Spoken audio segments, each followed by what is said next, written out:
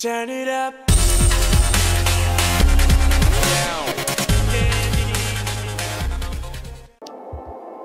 Hello, Royal Derps and Dirtbeds. Most of you will probably notice this is not World of Tanks or Minecraft at all. This is Napoleon Total War, a game I got a while back, and I've been loving it. Bought this on Steam when it was on sale, and I've got to admit, it's been one of the best purchases I've made. Amazing game.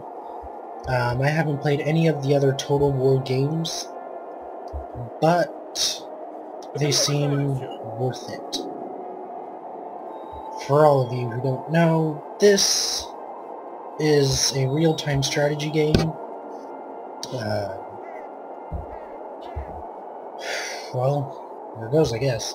Right now, I am setting up defenses for the Battle of Moscow. Except you might be asking, well, why am I commanding French forces? This takes place in about 1810 to 1812. Not really exactly sure on the numbers since I started this particular campaign a while back. But nonetheless, I've been playing it. I absolutely love it. Sorry if my voice ends up sounding a little dry or anything. I've been particularly thirsty today. I haven't been able to quench my thirst. But, you know, whatever. So, a little rundown of what's going on right now, right? I have been besieging Moscow for probably a month now. These are the defending forces that Russia had in the city the time I started besieging it. Now, I do have another army that will come in, I think right over here, somewhere over here.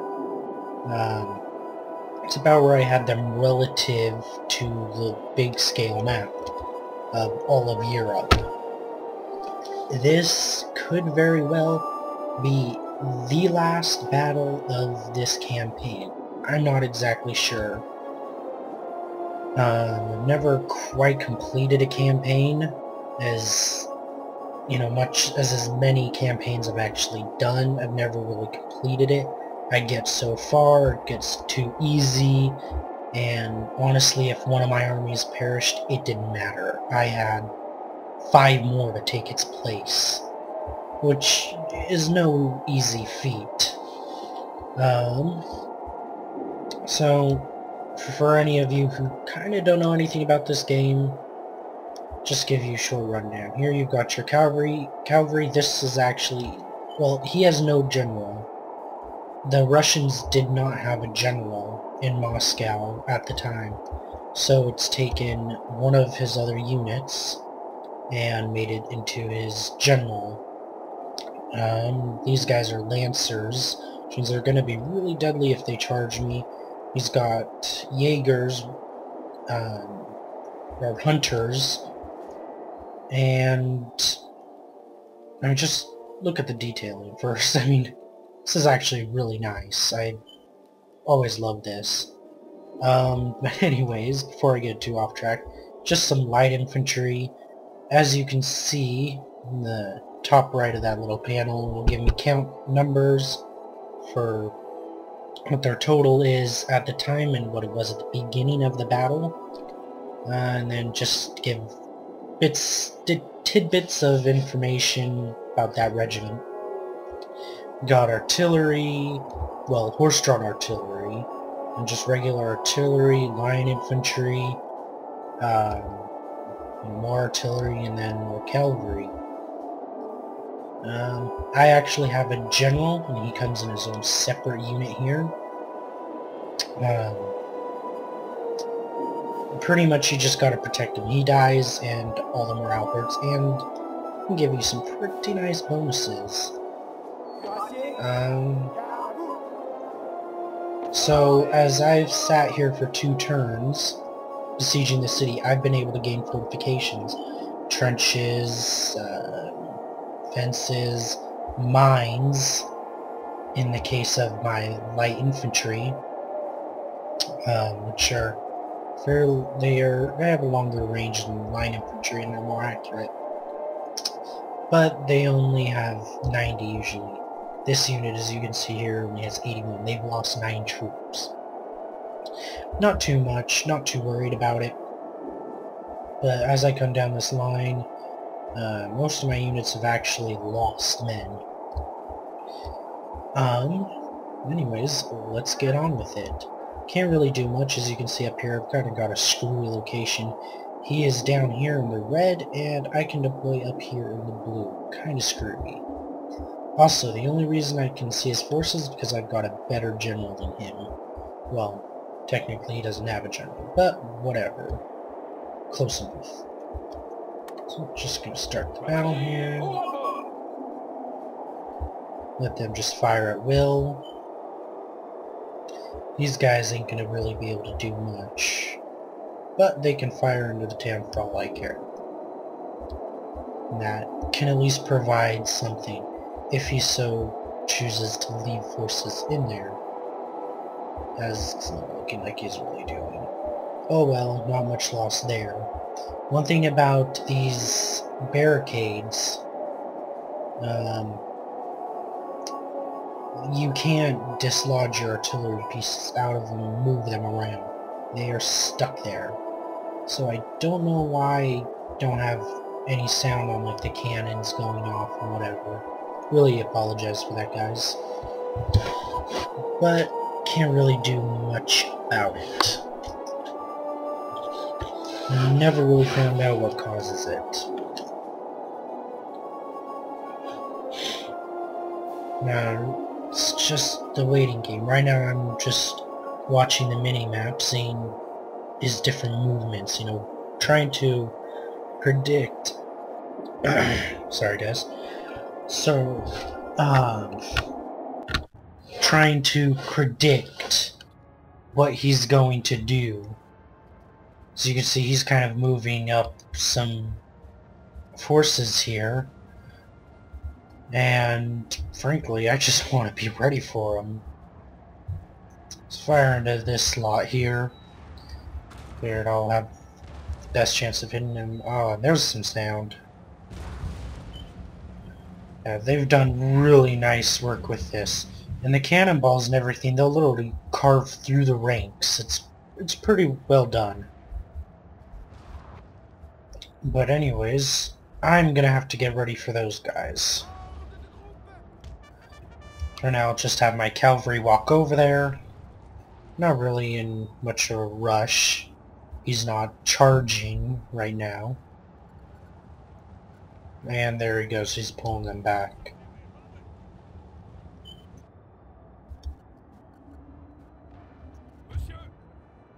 Just go ahead and find a good target for these guys. I want my artillery to inflict as much damage as possible. They, in great numbers, they can cause a lot of damage. And the more guys I can knock out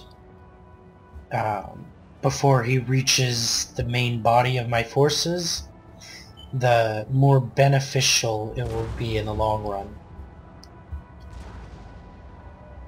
So you can see here he's moving in some cavalry for this flank, so I'm going to have my artillery shift their fire to these guys.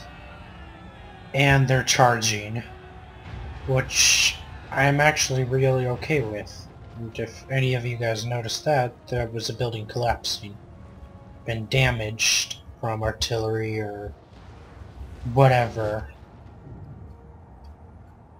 So right now, I'm actually completely content with him charging. Really hope though that I can have my artillery at least, you know, fire a few cannonballs through the ranks.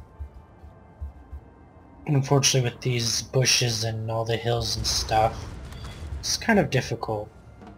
Just noticed I switched them to grape shot. There we have a lot of my infantry firing. And he's running away. So yeah, as you guys can see, I wasn't really worried about getting attacked by those guys.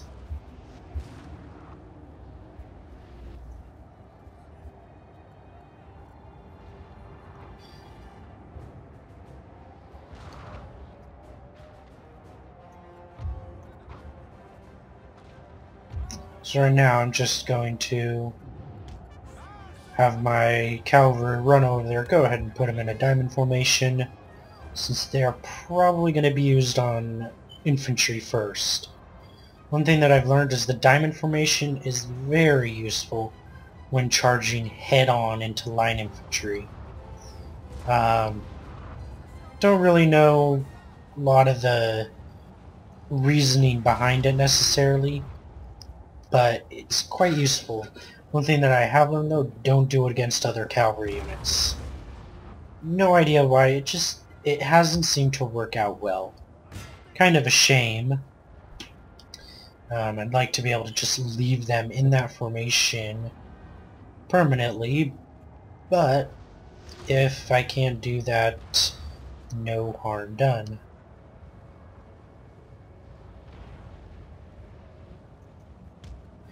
Now I've just told my cavalry to move to this part of the map, wherever that might be.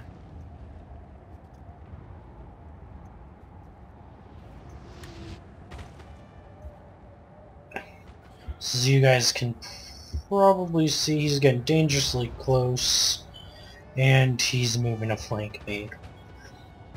Usually I won't be in this kind of position, but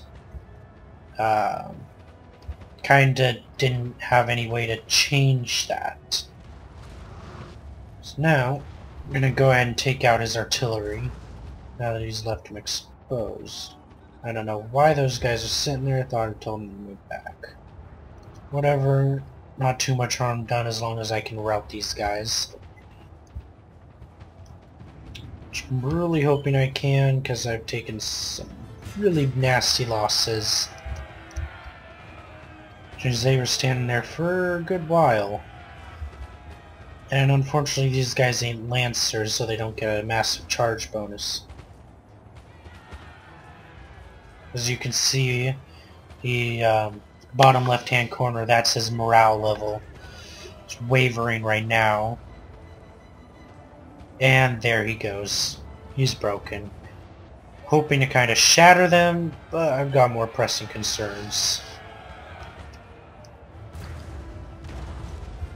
Anyways, my artillery there has done a splendid job.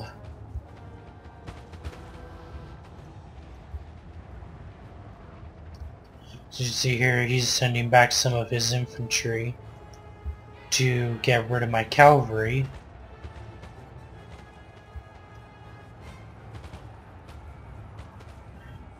Fortunately, these guys are still wavering. Ah, there they go. Now they're broken.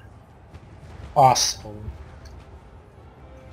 Now I am completely free to run into the backs of these guys. They are light infantry, so I will tear through them quite easily. But, you know, there's still quite a few of them there.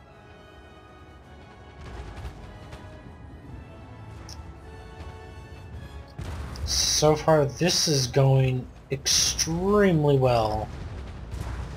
Switch those guys back to normal shot. Need to get them out of there. Kinda don't want to have them face that many men on their own. Not right now. Wouldn't be ideal. So here you guys can see how brave these guys are, in a sense.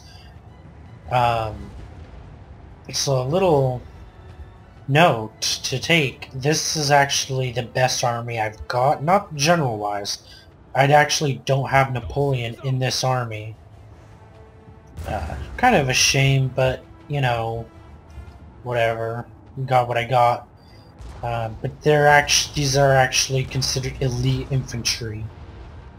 Elite artillery, elite cavalry, elite skirmishers, everything here pretty much is considered elite, and I can only have so many of them. Our men are running, sir. Oh, let's see. So there we go. They had to be taken down to 8 out of 42. Technically 45, being that that's what cavalry units start off as. They had to lose that much men before running. It's one thing about these particular cavalry units. They ain't lancers and they don't have that nice big bonus, but they're quite nice. Just strain the camera here.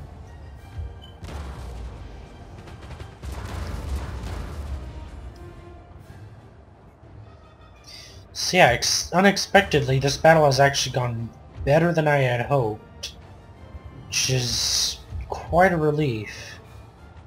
Oh, and that will be my reinforcements. Reinforcements have arrived to strengthen your force and overwhelm the enemy. Actually doesn't look like I need that. Nonetheless, though, I won't be able to use him. He's my general. At least for this particular army. Whatever, no harm done. Let's just clean up.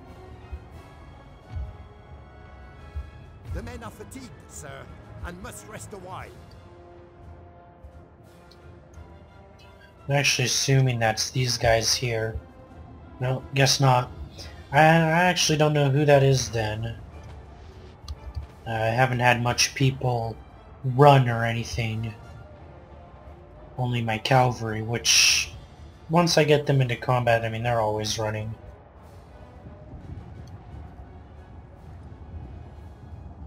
So here's where it is. Those guys are exhausted. Let's just go ahead and let them sit for a little bit.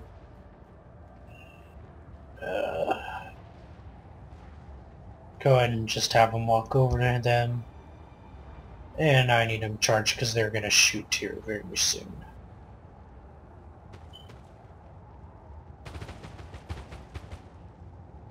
It's one thing I ended up learning. If I get real close, muskets won't do crap. Seems to me like all the weapons actually do phenomenal at mid-range.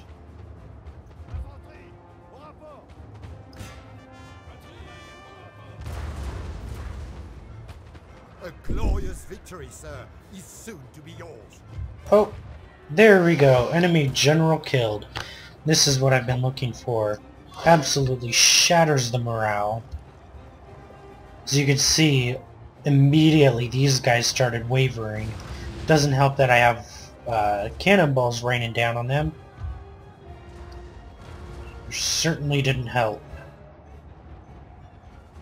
But now I can actually use these guys here. Knock out these guys. Their morale's gonna be hurt enough.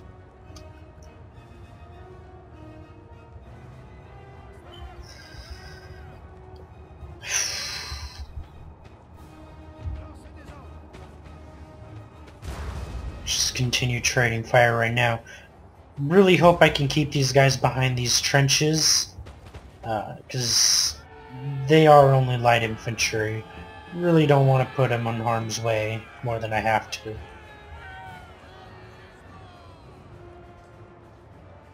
So you see how quickly I can kill these guys. And there they go, now they're running. I can kill them even quicker. Which can be quite nice.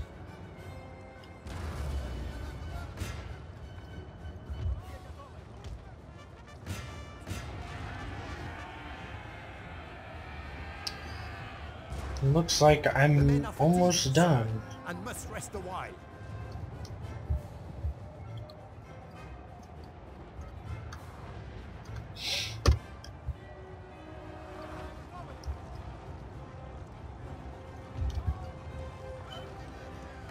So looks like this battle is almost mopped up.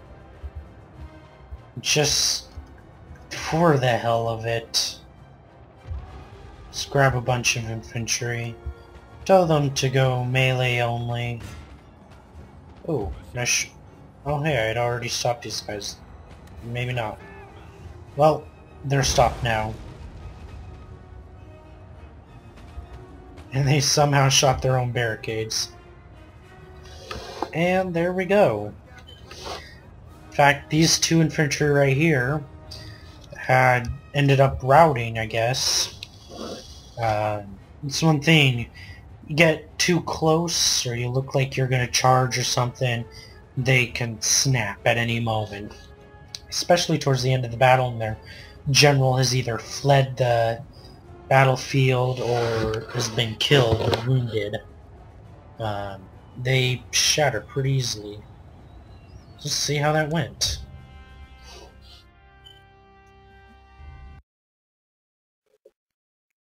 So a really nice thing, most of the time they show nice quotes down here.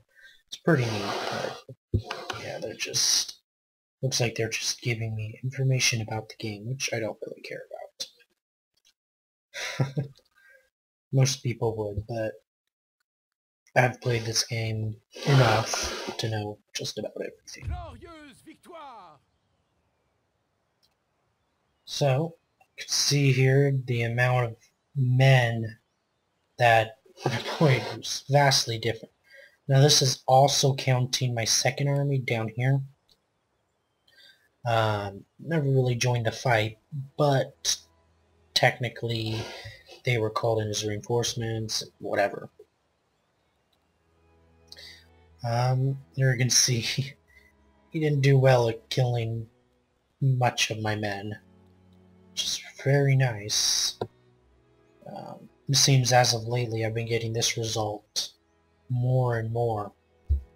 And for anyone who thinks it just means I have it on too easy of a difficulty, it might be true. I have it on a medium difficulty for the AIs, but I usually don't go further than that because then they tend to cheat, and I like a more realistic feel to it. So as you can see here, he deployed 1,600, lost 1,200, and he's got 300 remaining, unfortunately. So this is the campaign map. What we're seeing right now is Denmark, one of my other, one of the other guys I'm at war with,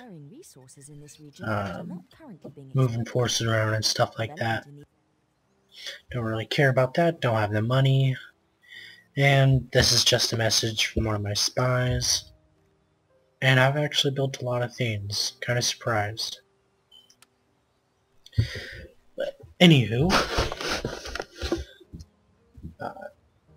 I had actually started out with my borders right along about right here. And I had allies this entire way. I also had this territory here. I've pretty much conquered everything. Prussia up here, Austria down here, the Turkey down here, in this area, which was actually, all this was conquered by Prussia, and I ended up knocking them out of the fight. So as you can see here, all the various cities I've got.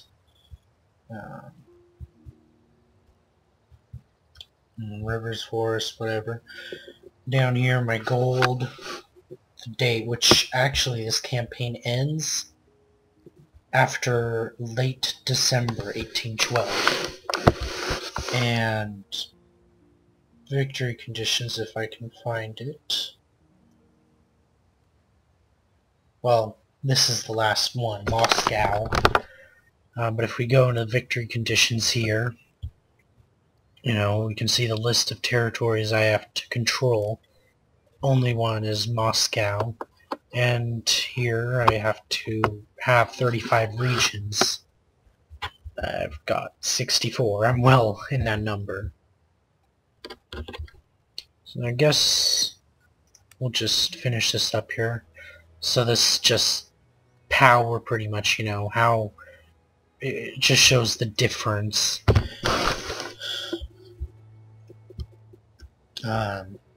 If you're wondering, Napoleon is actually right here. Not gonna have him take St. Petersburg yet. Just have them besiege it. Also, another neat little feature. If you attack a city, they'll get armed citizens to replace any units they don't have. Nice little feature. But the armed citizens quite literally suck. Anyways, I'm just gonna go ahead. I'm not even gonna play this battle. I don't think it would be quite entertaining for you guys, so I'll just let it auto-resolve. So, here we go. Let's see what happens.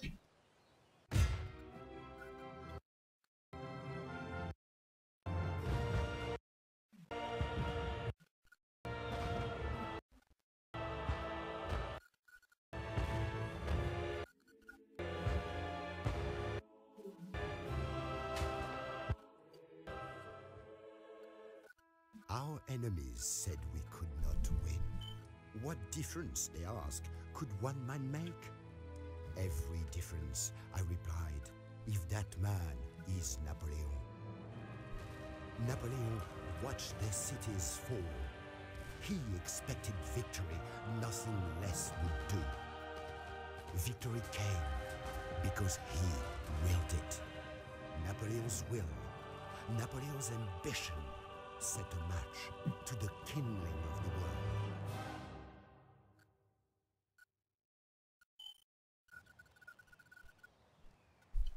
Sorry about the sound being all screwed up there, guys. No idea what happened. Let's go ahead and read this out. The March on Moscow.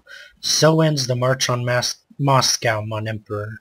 In the face of great adversity, you have guided the Grand Armée to the easternmost extremes of Europe, and in doing so conquered the heart of one of her last great empires. As the cold winds blow through the desolate streets of the fallen city, but one question remains. What lies in store for Napoleon Bonaparte and his mighty French Empire now? Well, looks like we've finally done it.